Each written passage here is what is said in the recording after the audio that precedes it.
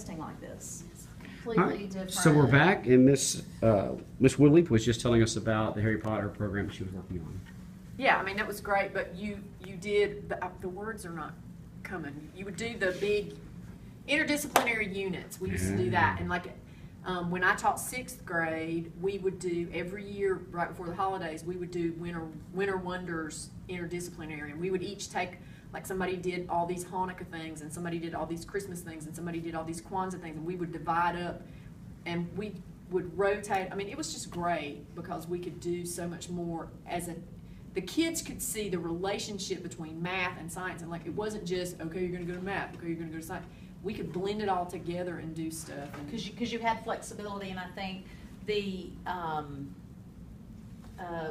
growth of standardized testing, and then I think technology contributed because technology allows you to examine things in certain ways. So then people are like, look at all the ways we can examine this. Let's break it down, break it down. However, the real situation that we're in doesn't really facilitate the kind of data breakdown and study that you think you're going to be able to do. And so there's all this emphasis on standardized testing, so we've lost some of that flexibility that teachers used to have and some of the creativity that you could express and the individuality that we have really And I felt trusted. I felt trusted that I was intelligent and educated to know what I was doing, and that we would develop these things for the betterment of the students, whereas now, I mean, I constantly feel like I'm being second guessed and judged. You know, Don't it's more like think you're for not doing it yourself. right, you're Get not with the doing it right. program and be with the program. So- We did a monster unit one time because of Beowulf and Grendel. So we used Grendel, and then we studied other monsters with seniors. And we did Kafka and Frankenstein and talked about the misunderstood monster and why are people fear monsters. And I don't think you'd be able to do that now.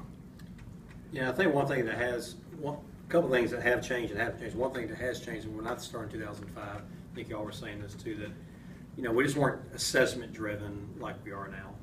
You know, I know ITBS was something we used to do back then a little bit to test kids' skills and knowledge, how they're doing. I think one thing that hasn't changed that much though is how kids are. You know, even the system I was in, the same kind of problems I dealt with in the system I used to be in are the same kind of problems I see in Henry County too. And I teach special ed, so, you know, you think, well, if you go to one system, you come to another system, the kids should be better, or there should be, you know, not necessarily so. Same situation I dealt with all system I see in this system too. That just could be at times, you know, family dynamics and stuff like that. So to me, that hasn't changed a lot. The assessments, though, have. Even in my 11 years of teaching, it's changed from nothing to CRCT to milestones. So. There's a cartoon out right now that the guy's sitting in front of the interviewer for a job, and they say, you know, what looks like you did really well in school, what real world skills do you have? And the guy says, well, I can take a test. I test well. The answer is C.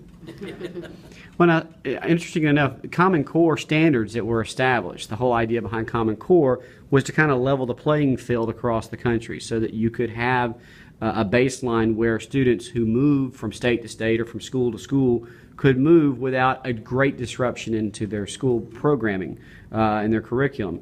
So kind of touching back on what you said about the creativity option, do you not think that the Common Core, the way it's been developed, is a better system because it does keep everybody streamlined, or at least that's the intention of it? Or I think part of the problem with it is we are such a huge country. I mean, it's not like we're England or Sweden. I mean, we are humongous. And I think that kind of makes it difficult. I mean, we say that we're all doing that, but you have to realize too, we came into this Common Core and we were already all over the map. We already had states that were way beyond other states. I mean, you look at some states like Mississippi, and then you compare Mississippi to Vermont.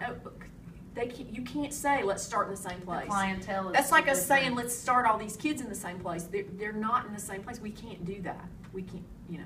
I think we can be. We in can the say we ballpark. are, and we can make it look like that on paper, but it doesn't mean that effectively we can teach all those same standards to all the same people across the United It's States. difficult even just within our own state. We got 159 counties, and even there, when we have kids coming in and out, there's differences. Or you have kids that come in from Impact. We had a kid from California, the first time ever I seen it, where she was right with where we're at, right in line. And then I had a kid from A different school Locust in Grove, this county. and I'm like, what happened? And they tell you Where were things at? are very different. All right, let's hold on that thought and come right back.